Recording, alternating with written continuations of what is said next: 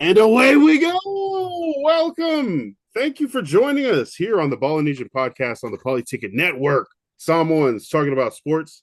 Coach Forrest and I are going to be talking about cousin Tua possibly leaving the Dolphins. We're going to be talking about the NFL Combine, which of these drills, tests actually matter, actually translate to a productive career or a good draft pick. We're going to have a little catch up. Forrest went to an NBA game. I went and saw an NBA players movie. And yeah, we'll get in a little to that. Again, here on the Polytickin Network, thank you for tuning in. Make sure to be listening to the Polytickin Podcast with Oh Hello Marcus, Cepha M. Here on the network, whether you're watching this on YouTube, listening on Apple Podcasts, Spotify, what have you. However you consume this media, we thank you very much for being with us as we're going to be talking some of these sports, giving you our takes and updates on what's going on out there in this beginning of the NFL off season. Combine week is starting up. We're going to have the NFL draft coming up real quick, and it's going to be rookie camp, training camp, preseason, and before you know it, we're going to be back into football season is what I keep telling myself. I'm trying to hype myself up. It's not that long. But also, as Forrest keeps saying, there's a lot going on here in the off season. A lot of movement, a lot of promotions, a lot of resignations, firings. Things are in chaos mode. Support us directly by signing up for the Patreon, patreon.com/the Polytickin Podcast, $5 or more a month. Gets you an extra episode every week, 4 or 5 exclusive episodes to the Patreon community, where you can be in the group chat, and suggest things that we should talk about there on the Patreon. You can respond directly to some of the episodes that we have there on Patreon. It's a great community. Shout out to all the patrons out there. This week, we got into a conversation about AI music and how we need to stand up against no, for real, we need to hey, get the pitchforks. We need to stand up against AI music creation, even if there's people in our community that are profiting off of it and using it for their artistry. Just the overall use of AI taking from current artists and being sold by AI companies for convenience and fun and entertainment. But also, AI is destroying the oceans already. But yeah, we talked a lot about AI music. There were, Marcus and Cepha are music artists. They definitely had a lot to say about it. Do you use AI, like in general, in any way? No, I try to save the world as much as I can because I've did my part in destroying it. So no, I'm just kidding. I use ChatGPT. I won't lie. Sometimes, I mean, for simple things, like Mm, what did I ask it today? I was asking about the market value of some of the things that I'm collecting, mm, um, what it is against like MSRP, and then I asked also about what we're talking about today, like who's run the fastest 40 position wise. mm. So yeah, things like that. I used it to compile information, like name me all the Islander players that wore the number 65, stuff like Yeah, that. yeah. That's Also, how you did it. like, bro, man, I mean, at I was first I like, went and Googled it. At first I Googled, I was like, okay, fine, fine, fine, trying to find stuff. Google wasn't always the most helpful. And then I would like get into the chat GPT and like really specify like history, ethnicity, Pacific Islander, Samoan, Tongan, Hawaiian. yeah, Like you'd have to like really get in there because if you give it something vague, it gives you like a shallow answer. But if you like really any NFL player with at least one Pacific Islander parent that played between the years of 1962 and 2026 that wore the number of this in a regular or preseason game, check their college bios for mention of ethnicity or Pacific Islander heritage. compile those in a list from most recent to, stuff like that. And then even when you do like a long ass specific prompt like that, they'll be like, "Oh, we didn't find anything." Right. Why is Frankie Louvu not on this list that you provided me? And they were like, "Oh yeah, you're right. Frankie Louvu is someone that wears a single digit number that is of Samoan descent." I'm like, this is half the time it was not helpful. The other times it was like pretty much gave me an answer real quick. We were talking in the Patreon about AI music and about like using AI to spit out or to generate prompt, I don't know, to generate music using Yeah. AI tools. Uh like just saying, "Hey, give me a song that sounds like this." Um about the artistry, about the work, about earning kind of that stature as an artist to make and create music was just like it doesn't compute to use that and count that and profit off of it. But then there's also the environmental side. It's like AI computers are burning up the world. I don't think But a lot no, of but people. I don't that think a lot of people know that part either, though. That right, yeah, right. And that like if AI wasn't like making computers so hot, and it's like your laptop, your phone, your car, if it's being used a lot, it gets hot, right? It needs those yeah, those fans, right? Your laptop needs a fan when it starts to get hot. When we're putting in these AI prompts, when we're asking it to do these AI trends, when we're asking it to make AI music, AI videos, create a picture, create a list, create a recipe, create a story, write me a book. Every time you ask AI to do that, that's just adding to the computer log, of like having to burn through that stuff. So we need a lot more fans, and it's turning into water is the best way to cool them. So if you put these data centers kind of like you use up the water in the area, you put them in the ocean, even some places are doing, it's heating up the water, it's drying out the land, and so that we can have, AI Chris Brown trend in every ethnicity from Europe. And it's like, oh, okay. Well, when they're selling water for $50 a gallon, we'll be like, hey, at least we had at least we had that AI music time where everything sounded like Justin Bieber. Yeah, and I don't mean to get personal with anybody specifically using it. It's just overall AI, whether it be in creative fields or even I think in general, the AI that we use it, even just as like a organizational tool, still adding to that environmental thing, which overall I think is the biggest. Like, yeah, creativity, yeah, capitalism, where all the money, all the attention is going to go up to the people that have created AI, which were the rich people that already had the means to fund it.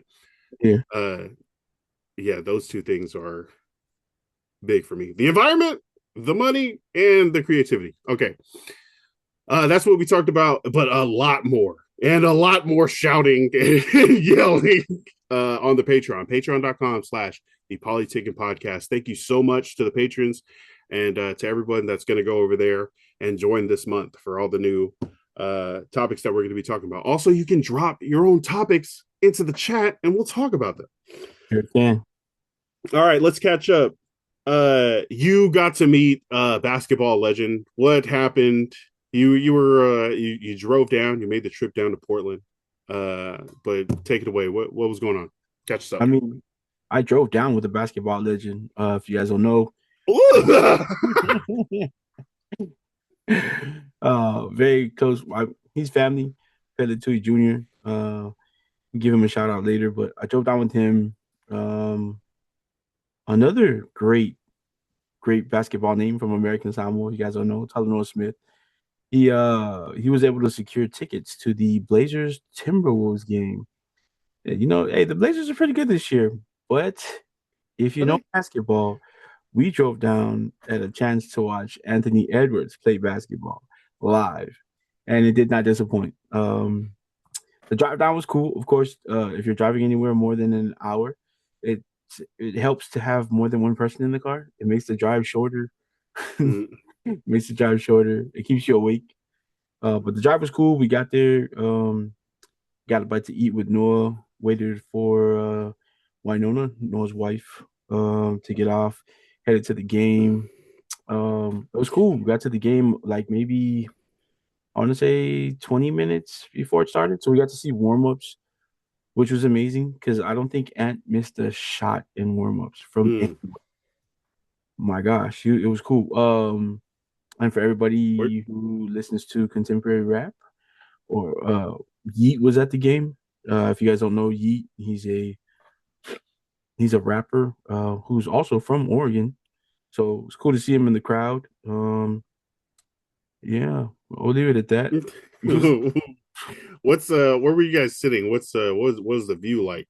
we were about 4 rows back from the courtside. So Damn, 100 level, low 100 level. low 100 level. Literally yeah, four rows back from the courtside seats. Mhm. We sat right behind the broadcast table, which it was a Sorry. it, it was a nationally televised game.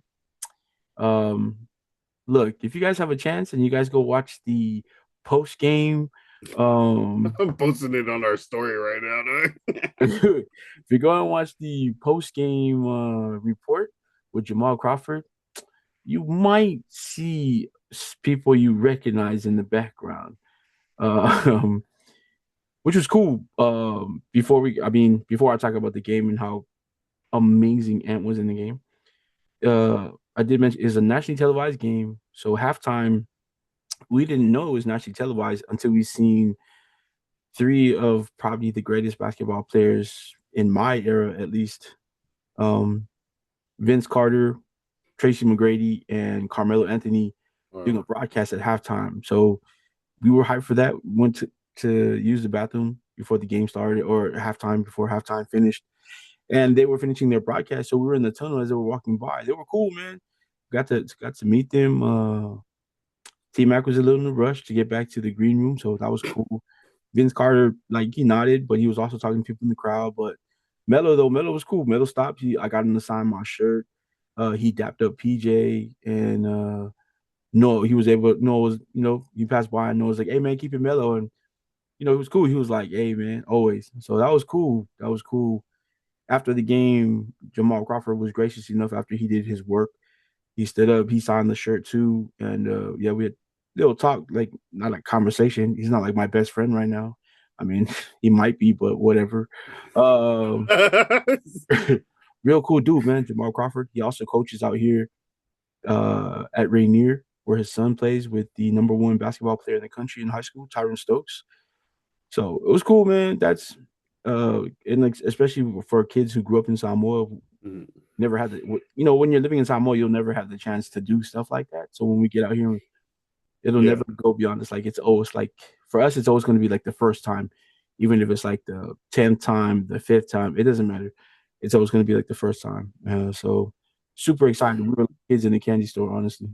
What is the difference? Can you describe the difference between sitting 4 rows from the court and watching a game on TV? What's like the angle? How different is the angle? What are the sounds that you might not understand when you're watching on TV that you hear on like a when you're watching the game so close to the court like that? Oh, for sure. Like when they're running by and they wave at the camera, when you're watching from TV or from like a from up top, you don't think it's you.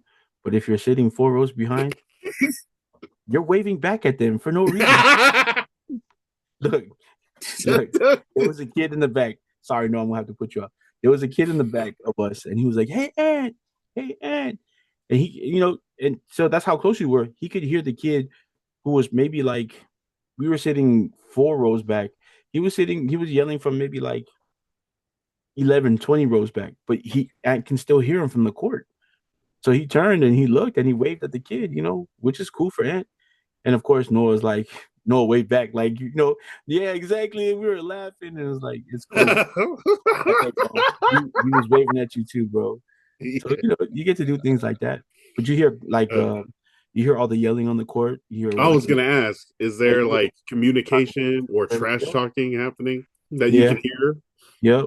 Unfortunately for that, you can also hear some of the obnoxious fans that come to games. Oh, Oh, that's too yeah. funny. Yeah, so you Don't be know, that guy. Were they no, drunk or just bad?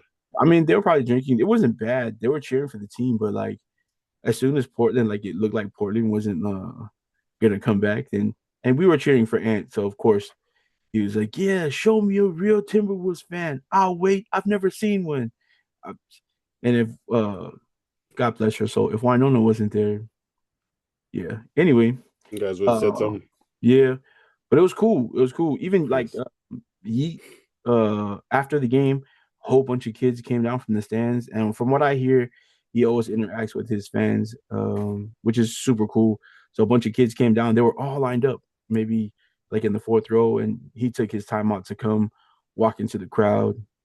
And like I don't know if he signed autographs, but he was dapping everybody up, talking to the kids. So that's really cool that you get to go to a game and see all those NBA players, but at the same time see your favorite rapper or musical artist, and then he comes into the stands and hangs out. So yeah, I mean the oh Nice. man, and went off last night. I don't know how many he put up, but I know by like the fourth quarter, I think he was already like I think he had like 30 maybe. But um the shots he was taking, backing people down, I think he went like three turnaround like yeah, three turnarounds in a row, fadeaways, knocking them down. But he just makes it look so easy. It's like, and you know they do it for a living, right? And you know they're gonna miss sometimes, but that's how professional they are. Like you see them playing, and it's like they don't miss on the court. Even DiVincenzo, that guy Dante Diven, he was hitting threes. I think he hit five last night, Mm-hmm. just like with ease, man. Donovan Cleveland for the Trailblazers is a gigantic human being. So that's another thing. So like PJ too, PJ's first live game, and which is ecstatic. Shout out to Noah and Winona for getting the seats because like for PJ to have that be his first game, and we're sitting in the like fourth row was Mm-hmm. super crazy. And yeah, he was super appreciative, man. He loved it. I was so grateful. He took in the moment. It was cool. Um, but yeah, you get to see like Ant looks like his size like he was here on TV. But other guys I guess like Gobert. He's 7 foot, but he looks a little bigger size wise on TV. You know, he's pretty skinny like. And then he stands next to a guy like Donovan Clingan, who's also 7 foot, but probably outweighs him by like 40 pounds. That dude's gigantic, bro. Like even Ant's like 6'5", 6'6", standing next to Gobert and Clingan. Looks like he looks like me standing next to you guys, pretty much. So like, for everybody who doesn't know, I'm like 5'8", and these guys are like 6 foot, 6'1", 6'2". That's what it looked like. Yeah, man, just seeing, and then you can see like all the fouls easily. Sometimes you see on Oh, TV like, nah, nice. it's not foul, but you can see on the floor like guys grabbing each other before they go to the hoop. Yeah, super cool, man. That's a Um, cool experience. That's cool to be able to get to see that in real life and from that close. That's dope. yeah, no, that's super cool. And I think that's maybe my third game being able to sit that close. All thankful. Oh, damn. Yeah. I think the best game we've ever seen that close for me was we got to watch KD while he was with the Nets when he came to play Portland. And yeah, that game was that was good. It I, was too cool. I've one time got to 200 level. I've never been to the inner side. That's a whole another experience. Soon It though, is. It is someday we'll be for able to go sure. to We're a about to. basketball Yeah, game too. yeah, for sure. They're gonna invite us. We're gonna be on the sideline at one of these big football games as soon as Portland gets a football team. Uh, Bro, run it up. there you go. All right. Let's talk. Well, I went and saw the Steph Curry produced Oh, how was that? movie Goat. It was produced by the same Sony Pictures Animation, Sony Animation. The same people that did Spider-Man Across the Spider-Verse Yeah. Oh, nice. and K-pop Demon Hunters. So the animation is lively. It's animals. It's freaking basketball, but not just like regular basketball. It's like freaking Ultimate Warrior, American Ninja Warrior basketball, where there's like you got a different environments too. Like volcano, ice, water, jungle. Oh, like playing at Lions Park in Samoa. Got it. Yeah, playing on like home courts, Oh, where everyone has different advantages and stuff. But it's like only bigs, only it's rough and tough basketball, right? It's called roar ball. Um, and so they don't have room for little guys, right? And it's the Steph Curry story, right? He's so little, people overlooked him until he changed the game. So that's what this GOAT, Will Harris, is doing. And he teams up with like a legendary rollerball character that like inspired him growing up. It's like if Steph Curry linked up with LeBron or something, but the veteran is going through stuff and they work it out and they save the team, all that stuff. So it's pretty good. It was cool. It was all right. It was all right. I cried once. nice. So I have to get it more than all right. It was good. It was good. I liked it. We also took the almost 4-year old with us. So How was that? I mean, I it know. was bro, awesome. Oh, good. There have been times where I've taken her to the movies and she's like running around so much we'd leave like less than 30 minutes, um, just throwing away $30. um, but this time, she sat there. We had a blanket. She curled up with her mom. She had all the candy, all the snacks. We shared nachos. We shared popcorn. She can eat popcorn. Kids can't eat popcorn for like a while. Actually, now she's chugging along, man.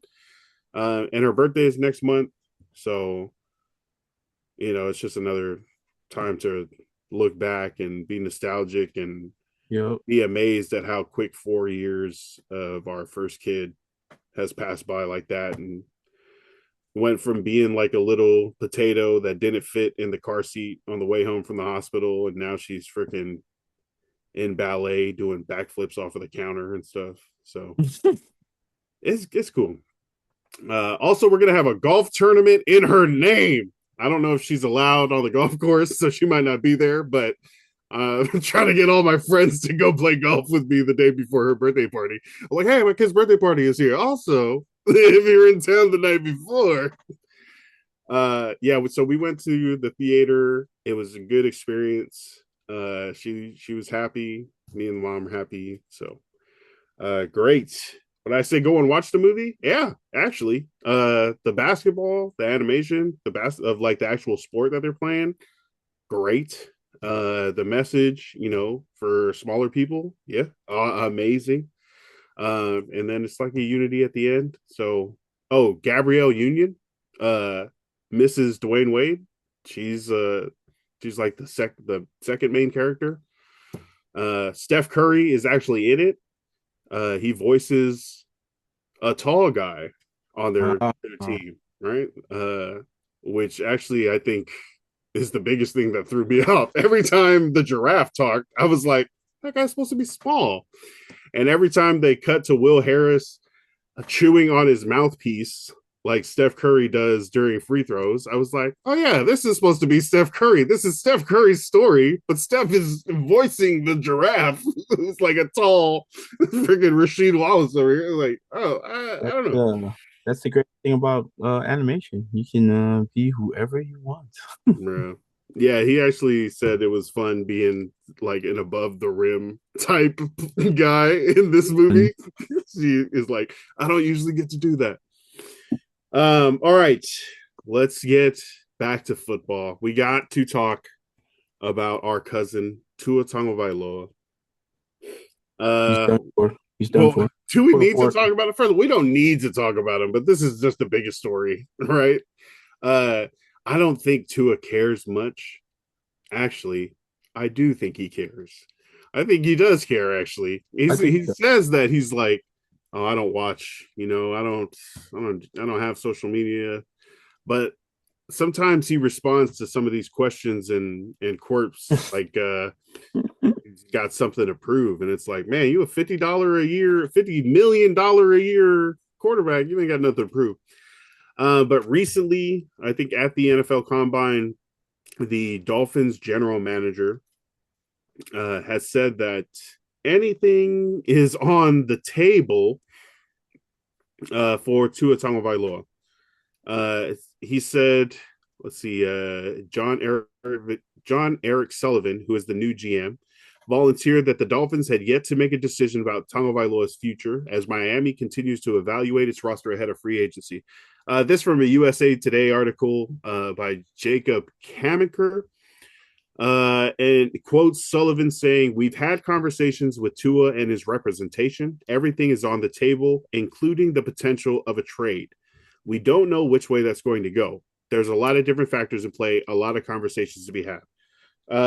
What does that answer tell you as someone who's listening to it?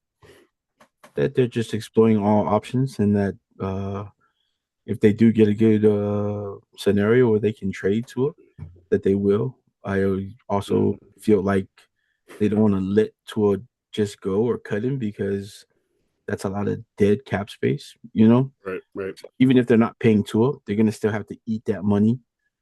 It won't be all of the 50 mil, but it'll be a lot of it. So, yeah.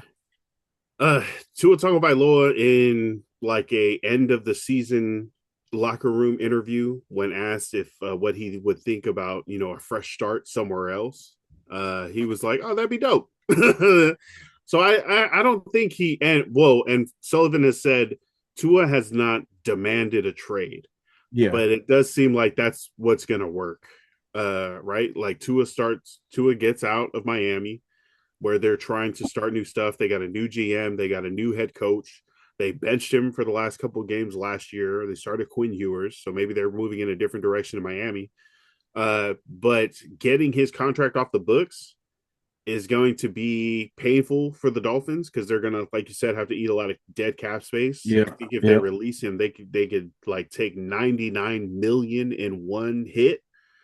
Um, so trying to find a trade partner that's going to take some of this salary cap, trying to find a trade partner that's going to pay Tua Tagovailoa that is going to be even more difficult when teams know that, oh, the Dolphins are trying to get rid of him. Let's not help them out and trade for him. Let's just wait till they cut him. They have to eat all the dead cap space. They have to pay him, and then they can just scoop up Tua for a year and a couple million, the same way Russell Wilson was a very discounted quarterback for the Pittsburgh Steelers after he left Denver after the Broncos cut him. But I wanted to more so ask, if Tua had a say, and you mentioned, he doesn't really have a lot of power there because if he gets traded, he just has to go with it. Yeah. But if he did have a say, what would you think would be the best way for Tua to play this? Um, whether him staying is kind of awkward, him leaving is kind of up in the air, and then also kind of the way he's going to act towards whatever new situation he ends up in. How would you play that if you were Tua? Man, I'd be cussing everybody out in the building. No, I'm just kidding. Get I, my money. I, I think yeah, I think he stays a professional through it all. Nah, not really saying anything bad against the Dolphins. Trying to because so if he stays right and he's on the bench, they put him on the bench. He's still getting paid. You know what I mean? He's still getting Yeah, paid. yeah.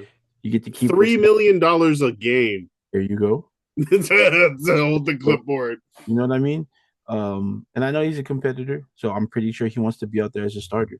Yeah. But if they do end up keeping you and they put you to the bench, wait your time because by midseason, some of these teams that didn't go after you, they're gonna need a quarterback really bad, a starting caliber quarterback, which is what Tua is. Yeah, just be the professional, sit on the bench because when we say he doesn't have that much leverage, he does have leverage in that case where he gets to do what just be cool. You can go sit on the bench. You're still getting paid. You have that much leverage. Whether they trade you or not, you're still gonna get paid. So you have that. But also being a professional sets you up for the next spot that you're going to. So when teams look at him like, no, we trade for him, he's not gonna be that much trouble. Teams look at that. Teams look at how much trouble you're gonna give them when during negotiations or just simple talks. Again, I'm a Raiders fan, so right now, I'm pretty sure everything is going into other teams looking to trade in for Max Crosby. As talented as he is, they're gonna have to look at how difficult it was to get the deal done the first time, his extension. like how it's going now with the new regime coming in, and just resistance. Teams don't want to have to deal with you if you're a difficult player. They will, but they don't. If they don't have to, they won't. So, yeah, if I was to, you just play it like whatever comes your way, it's going to come your way, and make sure you're going to get your money because that's what's going to happen. And then if you get traded, you still win because it's probably going to be to a contender because no one's going to trade for you for that much money and wanting you to come sit on their bench. So Mm-hmm. I think Tua wins either way, and he's just really got to be cool about it. If they keep him, he gets to be the highest paid backup I've ever known. Uh, Trade him, he goes somewhere he's gonna have to try, get better. But he does go somewhere he's gonna play. Right. According to this USA Today article, the four likely or possible landing spots for him would be the Arizona Cardinals, who look like they're cutting ties with Kyler Murray soon.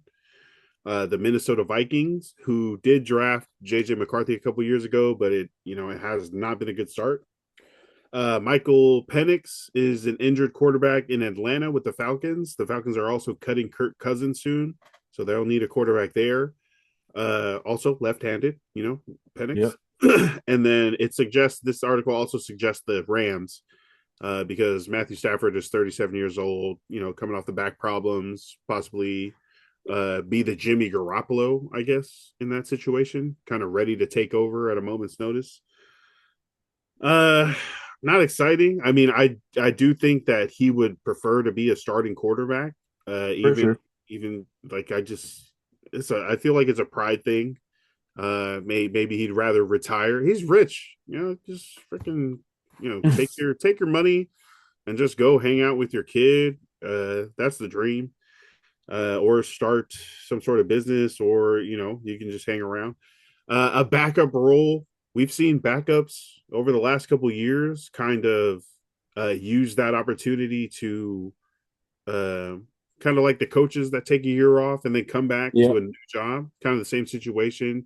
You got your Mac Joneses who have been backing up and filling in San Francisco. You got Sam Darnold, who was backing up in Minnesota, wins the job there, goes over to the Seahawks, wins the job there, and takes the Super Bowl, stuff like that. Marcus Mariota has been a good backup for a while, so I don't see Tua really doing that though. Like if he's not, and I don't know if it's because he's been number one his whole career, uh, like from high school, and then since he took over at Alabama, he was, you know, chosen.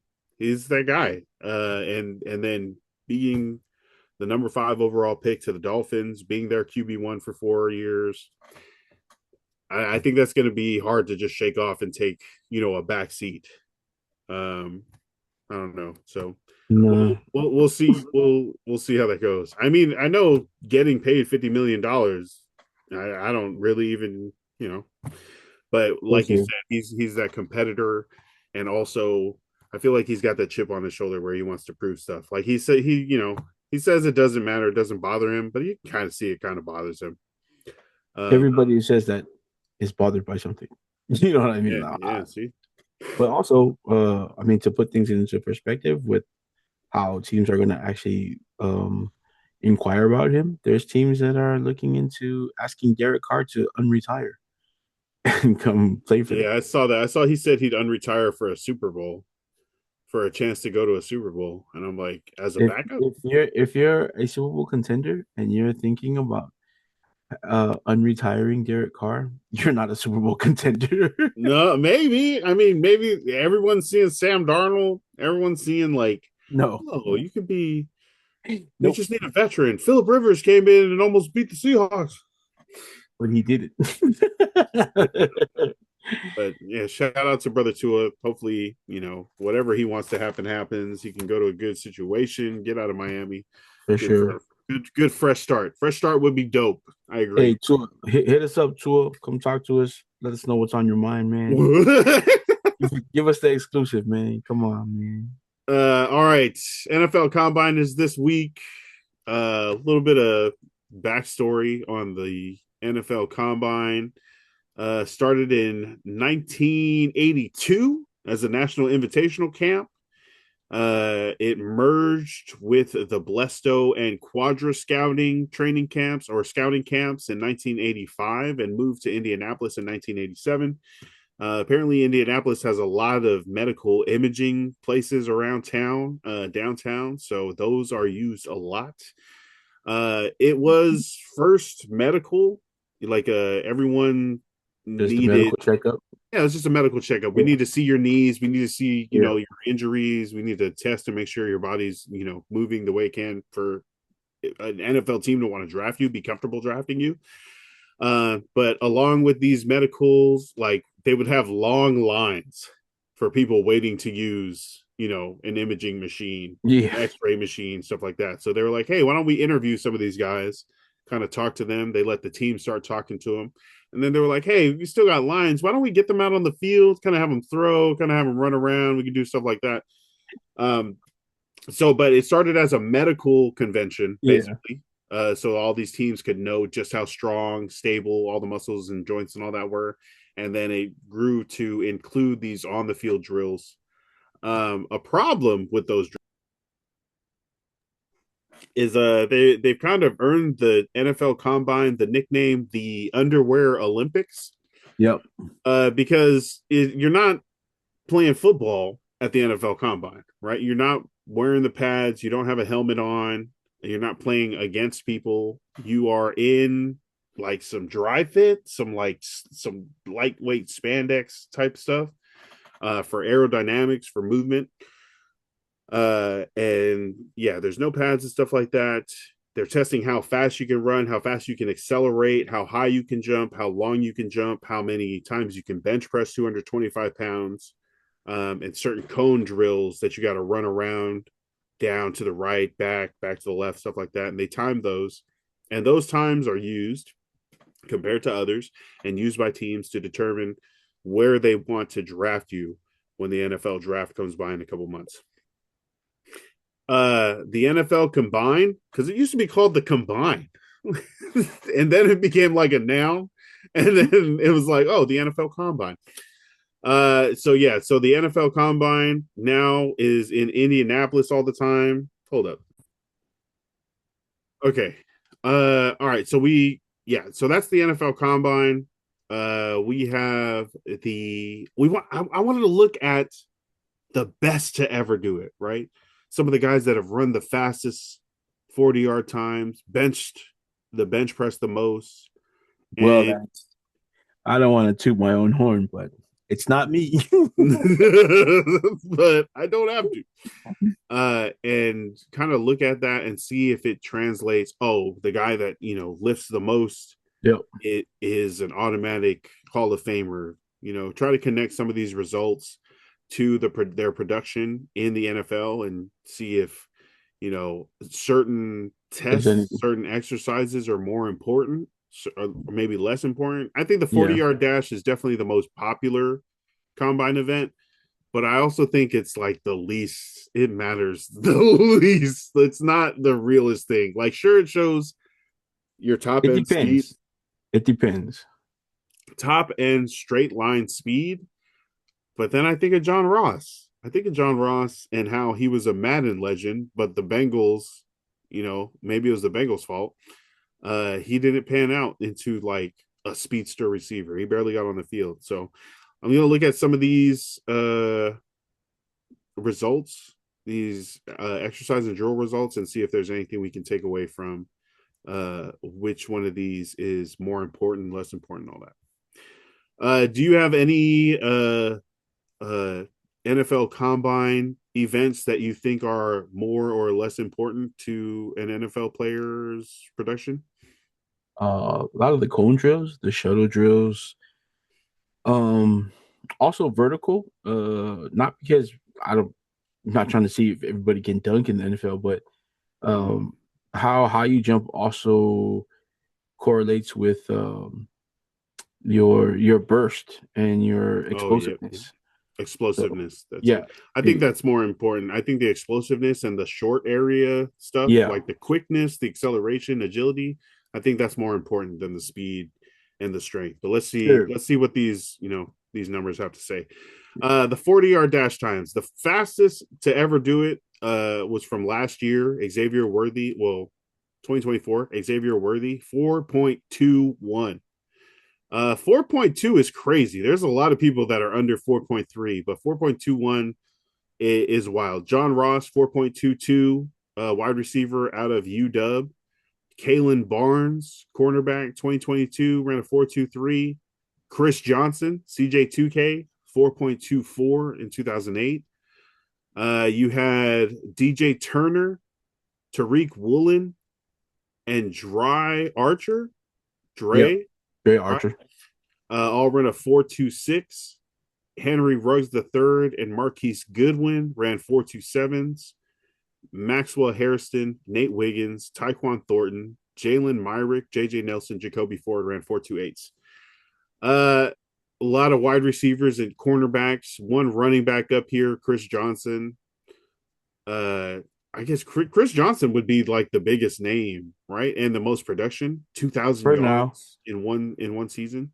it's Tariq Woolen. You can see. I mean, if we're talking about the correlation to the field, Tariq Woolen's a guy that you can look at and actually be like, well, it does correlate to the field because there's not too many guys that can run past Tariq Woolen. Also, he's able to catch up for DBs. It matters for recovery speed. So you can see the correlation there. You mentioned that there's only one running back on the list, and I'm going to have to put this in there. And I know it wasn't a recorded time because he didn't do it like they didn't have the equipment at the time to clock it. So it's not an official time, but the fastest ever, well, the two fastest. One was by Dion, who supposedly ran just under 4.2. Wasn't recorded, but the fastest time said to have been run by anybody was by Bo Jackson. Supposedly close to a 4.1. And it wasn't recorded. It was at a workout, but supported by multiple people. And I say that because we all saw Bo Jackson didn't have the longest career, but had some of the craziest highlights. But you know how he got hurt? His Because it hip. was too fast. Exactly. Too fast for his body.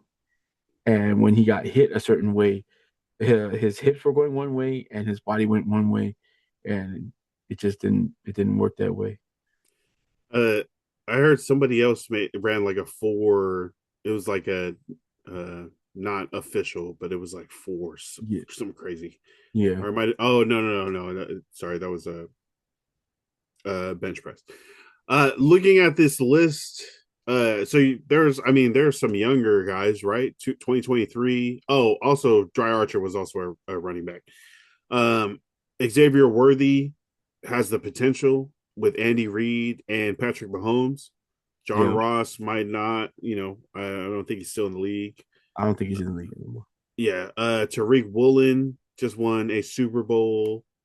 You had speedy wide receivers here. Henry Ruggs, Marquise Goodwin. Tyquan Thornton is one of the Thornton brothers that are out here running around. There's like three Thorntons out there that, like, I think the Raiders had one, the Chiefs had one. And that JJ Nelson, Jacoby Ford are kind of deep, big league fantasy names that you might know. But it's still a toss up there on whether those names, just because they're fast, are going to translate. I think John Ross, for the longest time, he held the record for 7 years, was the example that just because you're the fastest ever doesn't mean that it's going to translate on the football field. But we're hoping, No, for sure. For sure. it does translate for.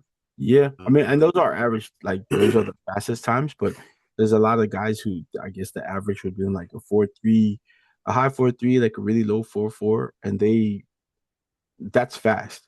And I know it doesn't show up on lists like this, but it's still pretty fast. So those guys, you can say it does like matter because then you guys had guys like Devin Hester. Yeah, he wasn't on the field like he wasn't catching like touchdowns or running people, but the greatest kick returner ever.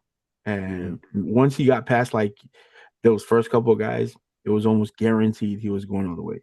Phew. Yep. Devin Hester was crazy. Devin They Hester. suggested at one point that the Bears offense should be the long snapper in on first down and just snap it 20 yards back to Devin Hester and just have him field a punt on first down.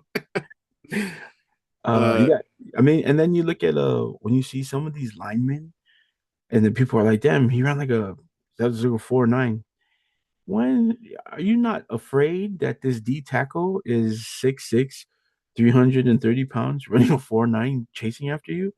Just you know what I mean? I mean, just that in my head alone would that's do too something on the fast. field. So yeah, that's crazy. Uh, So Speaking of the big boys, let's talk about the NFL Combine bench press record held by Stephen Paya. 49 reps, defensive tackle 2011 out of Oregon State. the state. And this is where we are. This Natane Muti. Who else is in here? Vita Vea. Uh, So interesting story. Before all these names started popping up, Isaako Sopwanga had the record a just by weight, but so he had stopped because he hit the record.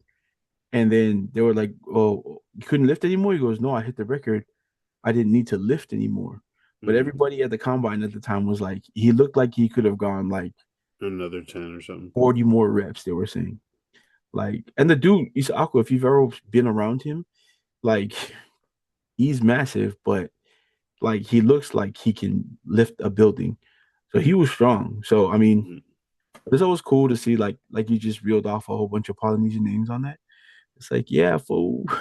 Yeah. That's where it is. The strength, the Right. strong. And then you're thinking to yourself, which one of us was on the 40 list? Someday. Vita Vea, 41 reps, 225 pounds. You know, I probably get like two or three. No, you can Again, lift. 41. Uh, some of the other names on here: Harrison Phillips, Russell Bodine, Tank Tyler at 42. Muti, John Terry Poe, Jeff Owens, Broderick Bunkley with 44. Mitch Petrus and Mike Kudla in second and third place with 45. Any of these names kind of stand out as someone who was doing big stuff? Don Terry Poe, definitely with the Chiefs, is a recognizable name for us AFC Westers. I mean, so Vita is so Vea is is probably the Vieira. biggest wrecker on this list. Has been doing Even it for a Pyle. long time. Even Pyle was pretty good, especially at Oregon State. He didn't do too much in the NFL, but he was pretty solid when he did play. So my thing, so just like the 40, right?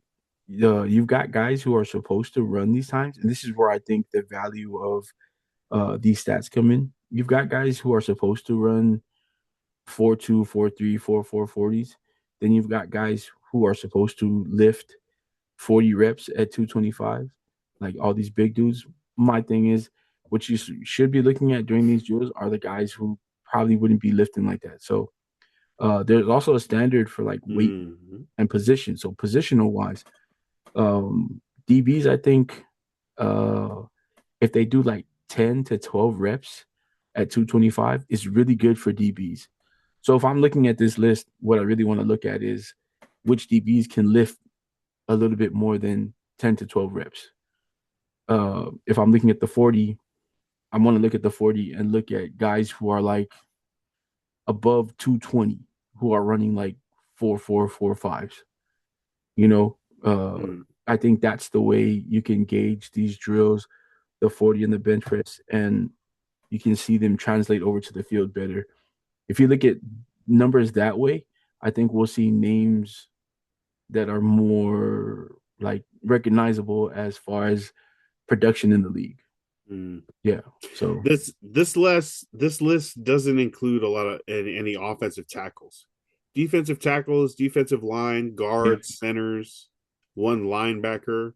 But the only offensive line here, Mitch Petrus, was an offensive guard. So in trenches, really in the middle of the trenches, this is where yeah, you're going to where it find the guy counts. that has the most movement, the most strength. All right. Yeah, it says while Justin Ernest famously recorded 51 reps in 1999, the NFL officially recognizes Stephen Pye as the record holder because he translated that strength into a professional career. So Ernest must not have played professionally. Yeah. No, he was probably Solidifying at his the performance as the sh- benchmark for combine. functional NFL strength. All That'd be right. crazy, right? Just showing up to the combine and be like, "Can I just lift with them? Are you a football player? No, I work at the grocery store down the road." That's crazy. NFL Combine vertical jump records. The vertical and the broad jump are kind of the same guys. Lots of safeties, DBs, wide receivers, right? Light, Yep. explosive, have that ability to jump up, play the ball, catch the ball, defend it. Yeah. So this says the NFL Combine's purest measure of lower body explosiveness.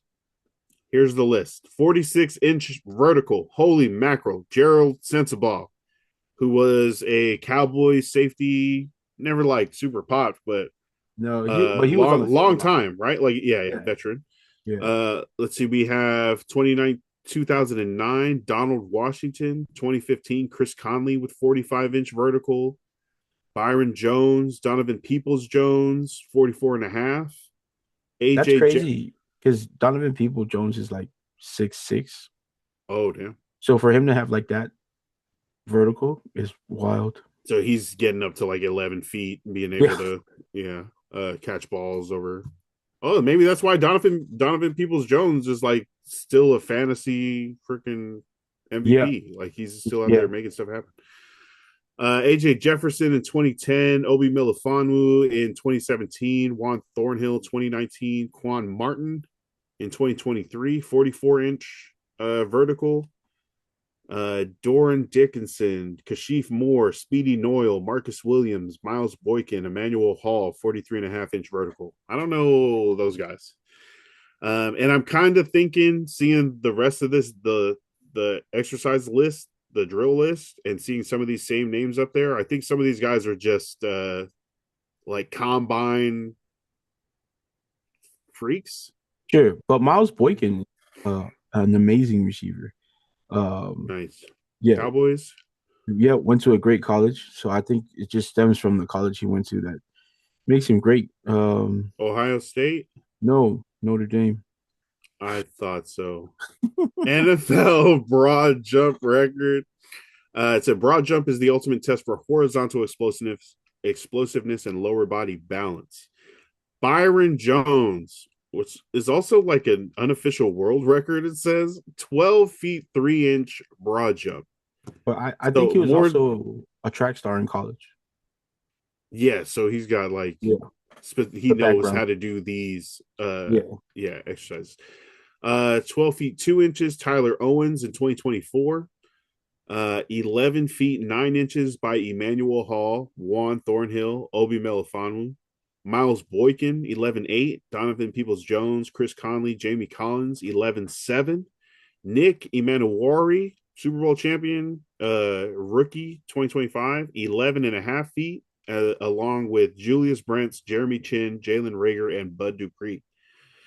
Emanuwari, it was like his name was popping up all over the place as the key to unlocking Mike McDonald's defense. yeah. Jeremy Chin has been a long time safety in the league, starting with the Patriots, last played for the Raiders. Jalen Rager, Charger great. Bud Dupree, Charger great. Chris Conley, those. Oh, Jamie Collins, Yeah, Jamie Redshirt linebacker. Collins. Yeah, Wow, 11 feet 7-inch broad jump by a big old offensive or outside linebacker. outside That's linebacker. crazy. Yeah. That's interesting. And Bud Dupree also being a linebacker. Those are the two names that surprised me the most But on also, those. all of these guys have, if you look back, they'll all have track backgrounds. Okay, so you're saying it's just like more comfortability with this specific drill because they've done it before. No, I'm saying it's Instead of that being like showing that, oh, they're explosive, they're more like, oh, this is the track thing that they know how to do. I think it's physical ability and technique put into Mm-hmm. one. So like a lot of guys will go and train for this stuff before the combine because they know they're going to do it. Oh yeah, yeah. That's how some of these numbers are pretty good. But then other guys have just been doing it for a long time, like through high school and college, and they're still in like competition form. So I mean that's going to skew the number, the guys that are really good at this stuff or who have the backgrounds in track and things like that. So yeah, Track is good to know if you're going to be in the NFL Combine. If you're going to be that's going to if you're going to be selected to go to the NFL Combine, because yeah. not everyone just goes in. There's a selection committee. You gotta be invited to the combine. Yeah, and I was listening to the Athletic football show, and they're at the NFL Combine, and they said actually some teams are happy when players on their list do not get invited to the combine. They're like, Yeah, yeah, keep that nice and quiet. Keep yeah, it, yeah. yeah. You wait for your pro day. You wait for your pro day, young man. Okay, the NFL Combine 3-cone drill. 3 cones are placed 5 yards apart in an L shape. You start from one, you sprint down to 5 yards, you sprint to the right 5 yards, you turn around, you go back to the second cone, you bend it back to the first cone. That is your 3-cone drill time. I'm seeing DBs and wide receivers on this list. The fastest time for the 3-cone drill at the NFL Combine is 6.28 seconds in 2018 by Jordan Thomas. Oh, yep. Don't know him. In 2011, Jeffrey Mall had a 6.42. That same year, Buster Skrine, Know him. Cleveland Browns defensive player, Yeah. 6.44. You have Scott Long and David Long Jr. Coming in at 6.45. Dane Sagenbacher, Daniel Sorensen, Chiefs free safety. He ran a 6.47. Terrence Tolliver, Zion McCollum ran 6.48. Yeah, I don't know those guys. I actually thought this drill was going to be like the purest rating of explosiveness. But maybe it's just for little guys that I guess can accelerate and turn fast. No. So again, like we were talking about, when you're looking at these numbers, yeah, these guys are always going to be at the top of the list because, like you said, they're smaller, so they're going to be able to do this. But what we're not seeing is the size of like the stars that have run it, like the guys who have actually putting it into the league on field. We're not seeing how big they are and um and how they move. So if you go and look at some of these guys, yeah, they probably won't be on the list of like the top 10, but they're somewhere high on that list. You know what I mean? Mm-hmm. So a guy that's like those guys 5'10", 200 pounds, yeah, of course they're going to be number one on the list, but what I think you should be looking at is the guy that's 6'3", 240 pounds, and how well they do the 3-cone drill with that weight on them, and how they get through it, being that size and getting through the drill like that. Yeah, so this is not.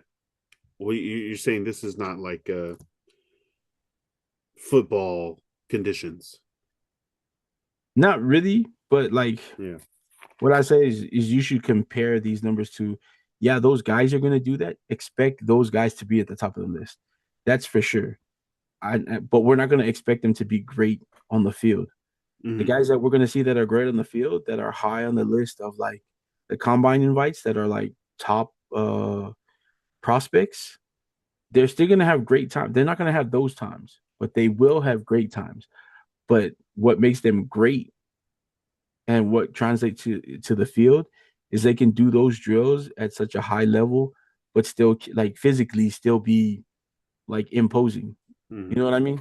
They're yeah, no, I get what Yeah, you're saying. yeah, They're not like 100 percentile in any one thing, but they are yeah. 98 percentile in almost Yes, everything. yeah. I'm trying to find Bo Jackson's NFL Combine stuff, and we can just compare people to Bo Jackson to see like, Bro, you oh, can't, is it? They don't even have his you can't. numbers. Because so he had like this when Bo Jackson was getting drafted. I think it was the Bucks that were drafting number one. He sat out a whole year. He went to go play baseball a whole year. Nice. didn't have to play for the Bucks. Hey, And that's the cool when you have that option. When you have the yeah, option to go and just yeah, play a different and make professional money. sport. The Raiders ended up giving him Uh, a contract, and that's why he came back to the league. did you see Randy Johnson's daughter asking her dad what sport he would have played if he was athletic? Oh, I didn't see that one. That's Bro, funny. that's so funny watching guys trip out over it. But Randy Johnson was like, I was a professional athlete for a long time. I mean, hey, And now you're a professional athletic photographer. Now you're a sideline camera guy. 6'10" pitcher, bro. It The big unit. I saw somebody in a game get hit by a Randy Johnson pitch, and he didn't get up for like a good like 15 minutes. He got hit, Jeez. broke his ribs, and then like when they showed the after pictures, his hole from like his hip, not even where it got hit, below it. The bruise started from like his hip going up towards his underarm.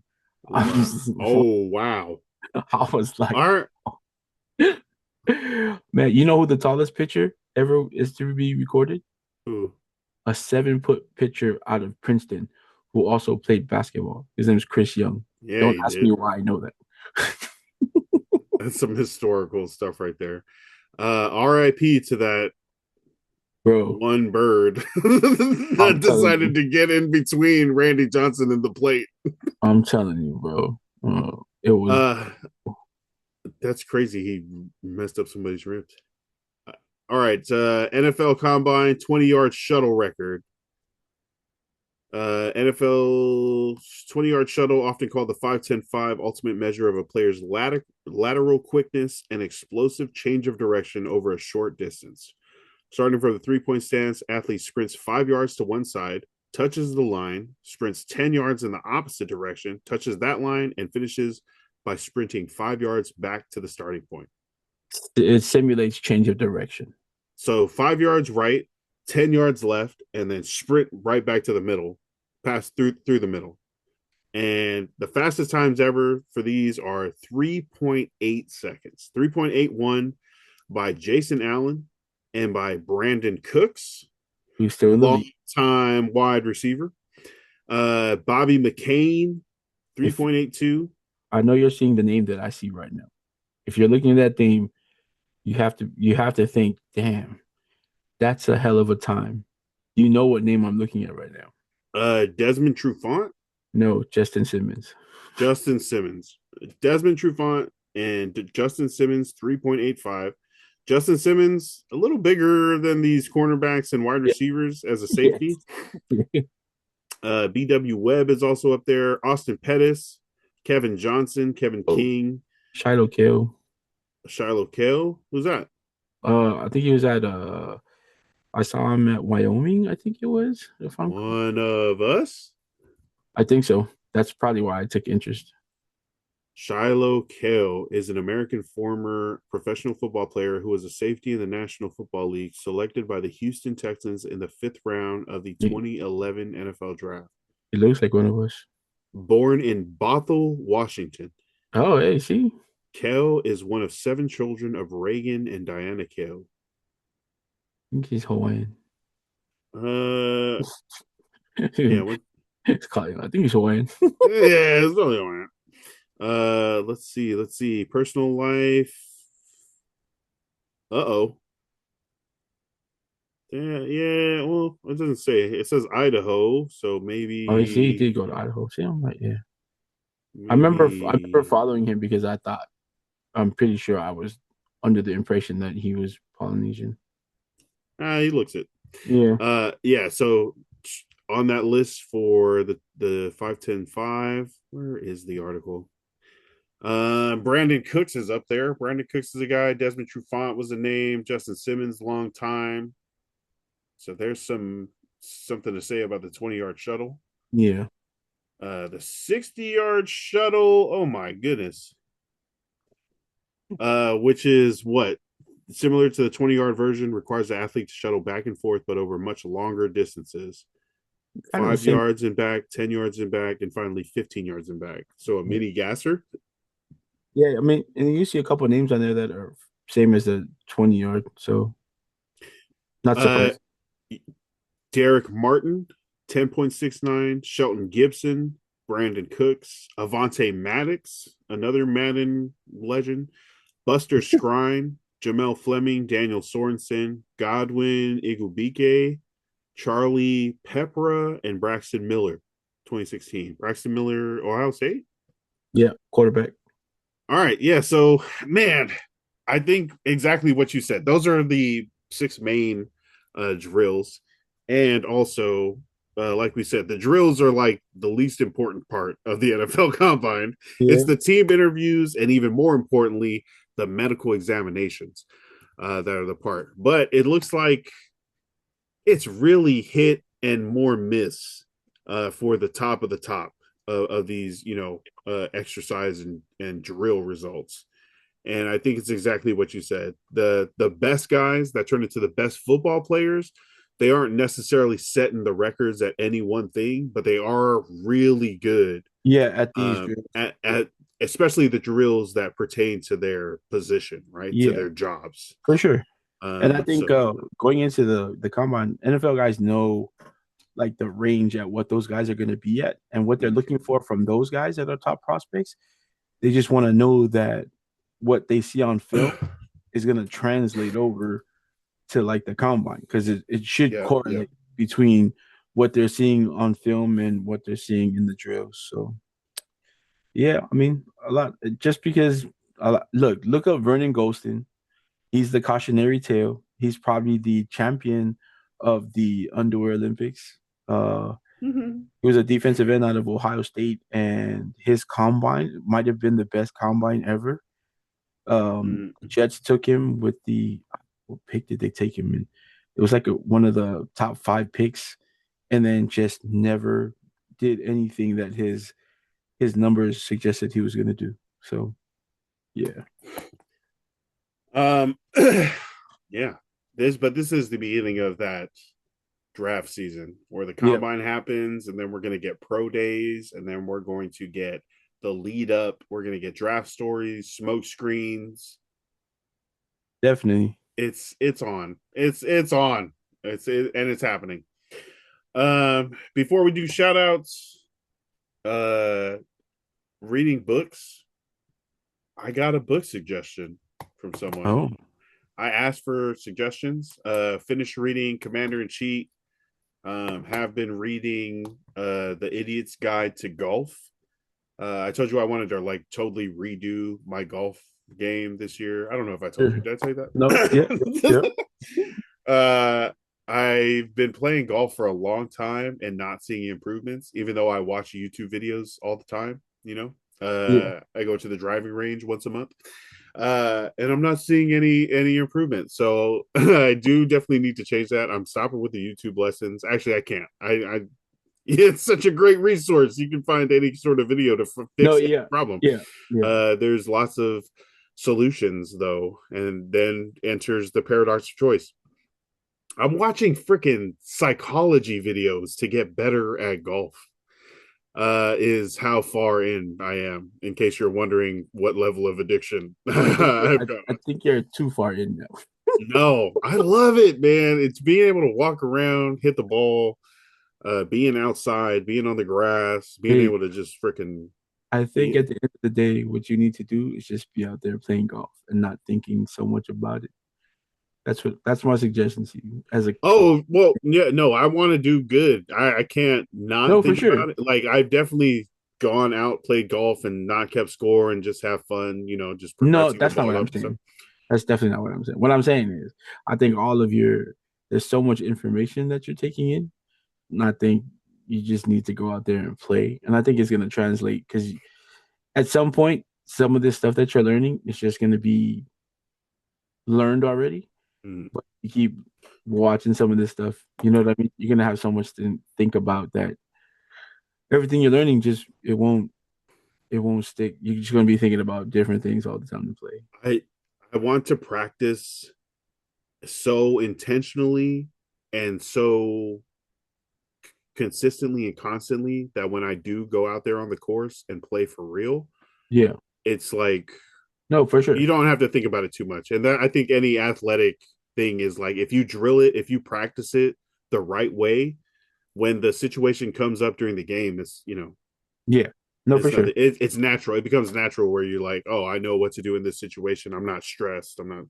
So definitely getting better. I'm already noticing improvements, and that's just from reading some really basic books, right? And I've never read any golf books or done anything over YouTube other than YouTube and getting out on the course and just messing around, getting to the driving range rarely. But I think putting in the time, focusing on the practice, and then being intentional with my improvements in practice is going to when I get out there, the score is going to come way down. The confidence is going to go way up. I'm going to be prepared for all that stuff. Fire. But using the interest to go play golf into and like parlaying that into now reading books. Uh, and at first, it's like reading books about golf, how to get better. Reading books kind of pertaining to golfers, Tiger's biography, a book about Donald Trump written by Rick Riley, and then rolling that into reading again, I think has been a huge freaking uh I want to say blessing, but like it's been very positive, and I think it's going to be very beneficial. Like we're going to get real rewards out of it. So I'm going to try to be reading these books. I picked up another book from the library. It's called Tropic of Thunder, by Ra Ruck, who is a longtime baseball writer, but he went to American Samoa, and this Tropic of Football is about football in American Samoa, and kind of that journey that we know about. Sure. Other books that I've gotten, I just went through U.S. History for Dummies. I finished it. Like I, oh, it was a lot more fun at the beginning half of the book where it was like, oh, look at all these legends of George Washington and Abraham Lincoln and all these cool Americans. And then like the next half, it was just like recounting the last 10 years of history. It's like, yeah, and then Barack and then Trump and then he cut this off and then that. And I'm just like, I don't need a history lesson on this. uh Living in real time. yeah, so reading up on history, golf, that Wooden book, uh is it called Wooden? Noah has it for you. I left it at Noah's house for you. Oh, nice. But Yeah. what is it called? Um, Gosh, I can't remember. But by John Wooden, UCLA Yeah. coach. Yeah. Okay. And then shout out to Blaine Tuise, who on the YouTube page uh, suggested a book by Ruslan KD, and it's called Godly Ambition. And I was like, of course, it is a book about using your gifts to help advance the church and stuff like that. As far as I've been able to read it, and he was like, I really look forward to seeing your review on this. That's pretty I'm cool. not a religious person. I'm not an organized religious person. Like I don't Right. believe in like big churches and stuff like that. uh so it's funny that the first the first other suggestion from someone outside of the group chat was like, you should read this. Oh, actually, the freaking pod boys, they were like, The oh, you, Bible. yeah, they were like, oh, you want nonfiction, you don't want these other books, you should review the Bible. I was like, that's so funny. I'm gonna be going through it and be like, I don't agree with the character creation here. It's like, this Job guy, it's just all downhill. This is a real tragedy. Just going through that. But I'm going to read that book, You and should. I'm actually gonna like review it. But that's the thing I want to do with all these books, because no one's reading books anymore. It doesn't matter how much we ask people to read. People are gonna be like, there's a video summary of that somewhere. I I am going to be the video summary for a select set of books that I read, and then hoping to use that also for content Sure. and information that people can use. Oh, what is the Tropic of Football about? Oh, what is this golf book about? Oh, what is this Islander book, Samoan book? So I like it. Lots of books to read. Keep the suggestions coming.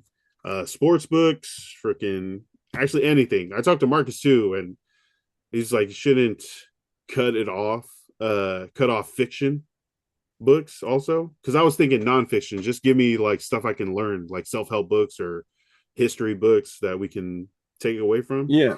Funny Uh that you say that. I do have what a suggestion for you. You what can is see that? Tuesday Mooney talks to ghosts. one of my favorite books. Nice. Yeah, super cool. I'm reading it again. So, but it's about a girl. It's about the supernatural, but she is like I don't want to say a secretary, but she does work for someone, and then she's asked to go over to a rich person's place to do work for them, and he's super eccentric, Hmm. but he's also into like horror stuff. But he dies all of a sudden. But he's so rich that when he dies, he has instructions for the whole city to have like a scavenger hunt, and he's hidden money all over the city. Uh, yeah, and it's like it's not like Harry Potter fiction. It's more just like a murder mystery with a little sprinkle of like supernatural in it. But yeah, super cool book. Nice. A little detective, little Yep, yep, investigation. I yeah, like that. I like that. yeah, Tuesday Mooney talks to ghosts. Well, yeah, I mean, and so when I was talking to the guys about, doing this book like review kind of thing, uh, I mentioned it only being nonfiction. But after talking to Marcus, he's like, there's obviously so much fiction books and stories that you can still yeah. learn and Pull take away from from. yeah, And but that was the thing. I was like, give me the self-help book, give me the nonfiction that's like, hey, here's what I'm gonna teach you, and then it's chapters of it instead of a story that I'm gonna have to like learn from myself, right? I'm reading the story, I'm seeing the yeah. journey, I'm seeing the conclusion, but I'm gonna have to take away from that. Oh, what characteristics in these people do I, want to Take from study or take, yeah, take from, take like see. So I think that was, and we were talking about videos versus books, and videos being like, oh, here's what it is, let's walk you through it, watch this, whereas books of the same material that the video would have been of, it makes the reader imagine. So none of us had the same Harry Potter imagine the first time we saw it. Maybe for sure. after the movies came out, we all started seeing Daniel Radcliffe when we read the last couple books. But there's something about reading a book and then having a personalized, you know, hologram or example or a personalized rendition of the character, and that making it even more special. Yeah, But yeah, we're trying to, anyways, we're trying to get into books, trying to read more, encouraging other people to read more. But if you're not, we'll make a video summary off a book that you suggest. So suggest the books, nonfiction, fiction, documentary, biographies, anything you think is worth it. Anything you think gives information that's important. Anything where you agree kind of with the principles of the film, of the, I mean, sorry, of the book. So very much looking forward and request book recommendations that you want to hear, you know, me read and talk about. Thank you for that. And also shout outs. Any shout outs before we head out? yeah, man. Shout out to my brother that I went to the game with. One of them, Pelletui Jr. He's about to ship out. He's in the Navy. They're headed towards Virginia by the way of the Caribbean. So it's going to be a 5 month trip for Yeah, him. I have to tell these people that. So Hey. he's going to be, shout out to my guy, man. You know what I mean? Um, yeah, man. It was good to see him. Good to hang out with him. He does live in Washington, but we're always working. So when we get opportunities like that to hang out with everybody, it's pretty cool. Got down there to see Noah and Winona, hang out with them. Man, shout out Jamal Crawford for signing my shirt and being a great individual. Super cool. I mean, as old as I am, I'm 46, but still to meet people that used to watch on TV and not idolize, but just used to be a fan of, is still a fan of, and them being cool. Even Mello, cool dude, super smooth. Maybe too cool for me to ever hang out with ever. I couldn't be that cool because he looks pretty cool. Yeah, shout out to Noah Winona for hosting us last night. Um, yeah, man, super cool, man. And shout out to Harley's Hobby Shop. Every time I go, I think I go so often now. They know me by my first name, and I think that's the goal when you go to places like when you go buy comics. So I went by today, was able to pick up. I know Marcus is reading this. Super cool. That's what talking about reading. Nice, yeah.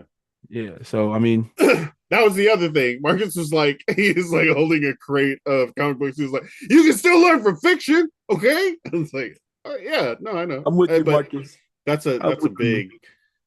I mean, being inspired by fiction or some of the stories that we've read, Sure. there's no other feeling like, Yeah. oh, I wonder what Yeah. is happening next when I get home. Gonna read this book. Yeah, man. Something that exciting is always dope. And then shout out to Unrivaled Basketball.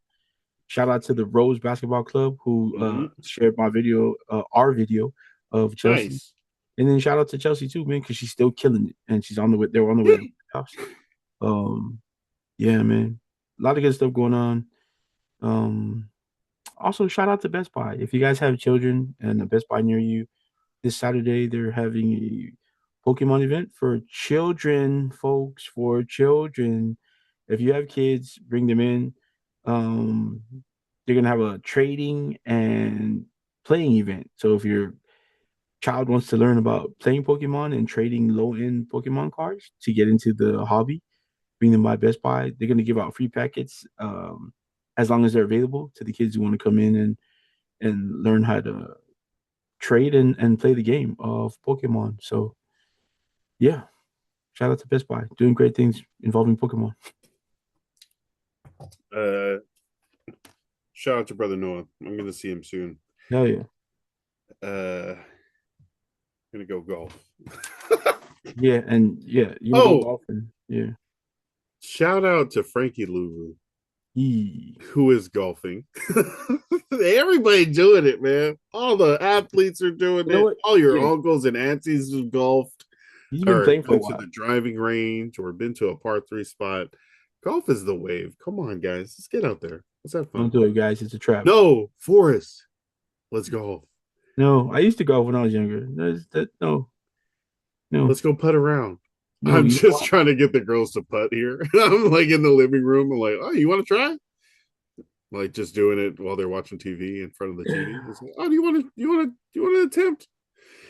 Uh, Golf is great. It's not the best use of land as far as housing and water, but He said, but I play it, so I have to say, dog, have you ever hit the green on a par three? Have you ever hit a fairway on a oh, long par four? Oh, and it's really difficult. Okay, so guys, it's like, oh, anyone could do it. I won't say that. I won't say Yeah, it, it I takes won't skill. say that. It takes skill to do. Look. If you out there not play golf and you think it's easy, come to Portland. I will pay for your golf round. We will go out there and you can hit the ball around and see how difficult it is. You're gonna post 180 on a you're gonna post 100 over par. You're gonna have a It's whole gonna bunch be, of but it's people. gonna be fun. It's gonna be fun. We're gonna hang out. We're gonna ride around. Probably gonna smoke a little bit. It's outside. It's the air is crisp. The trees are treeing and oxygenifying the air. It's I think it's a drug, really. You know Yeah, how Lance is, I know Lance is lying because he just said you're gonna smoke a little. The last time we went to the golf course, there was no smoking a little. Lance had like a bag full of fat ass joints. He also had 100 You don't have to take the whole edible, yeah. but he Don't take also the whole had thing. yeah.